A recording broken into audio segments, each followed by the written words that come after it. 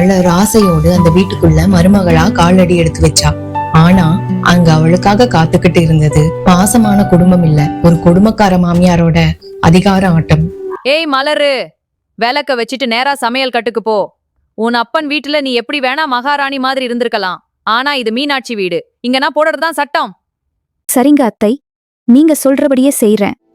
முதல்ல மலருதான் எந்திரிப்பா. எந்திரிச்சதும் வாச தெளித்து சமைச்சு துணி துவைச்சிடுவா. மீனாட்சி குறை சொல்லிக்கிட்டே இருந்தாங்க. சாப்பாட்டுல உப்பு இல்லைன்னு சாப்பிடுற தட்டை கூட தட்டி விட்டாங்க. நாட்கள் நகர நகர மீனாட்சியோட கொடுமை அதிகமாச்சு. மலர் எவ்வளவுதான் பார்த்து பார்த்து செஞ்சாலும் மீனாட்சிக்கு அதுல ஏதாச்சும் ஒரு குறை தெரிஞ்சுக்கிட்டே இருந்தது. பசிக்குதுன்னு கேட்டா கூட சாப்பாட்டை ஒளிச்சு வைக்கிற அளவுக்கு கொடுமை பண்ணாங்க. என்னடி சமையல் இது? மாட்டுக்கு வைக்கிற தவிடு மாதிரி இருக்கு. ஒழுங்கா வேலை செய்யலனா உன் புருஷனை உன்னை விட்டு பிரிச்சு வீட்டை விட்டு துரத்திடுவேன், ஜாக்கிரதை. மன்னிச்சுடுங்க அம்மா, நான் இனிமே சரி பண்றேன். பாத்துக்கோ. ஒரு நாள் ராஜா வேலை விஷயமா வெளியூர் போயிடுறான். அன்று இரவு மீனாட்சிக்கு திடீரென கடுமையான நெஞ்சு வலியும் காய்ச்சலும் ஏற்படுகிறது. அம்மாடி, நெஞ்சு வலிக்குதே, யாராச்சும் காப்பாத்துங்க. மலர் நினைச்சிருந்தா தன்னை கொடுமைப்படுத்தின மாமியார அப்படியே விட்டுருக்கலாம். ஆனா அவ பழிவாங்க நினைக்கல. அதே சமயம் மாமியாருக்கு ஒரு நல்ல பாடம் புகட்ட இதுதான் சரியான நேரம்னு முடிவு பண்ணுனா.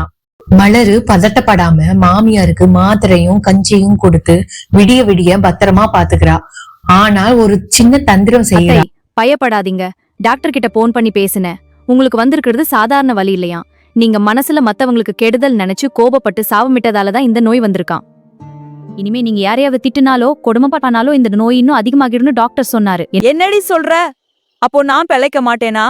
பிழைக்கலாம் அத்தை, ஆனா இனிமே நீங்க எல்லாரையும் அன்பா நடத்தணும்.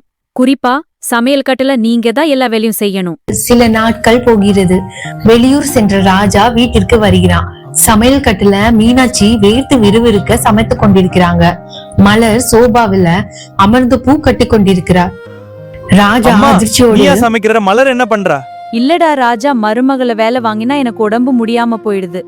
மலர் ரொம்ப தங்கமான பொண்ணுடா, அவளை நான் தப்பா புரிஞ்சுக்கிட்டேன். இனி இந்த வீட்டு மகாராணி அவதான்.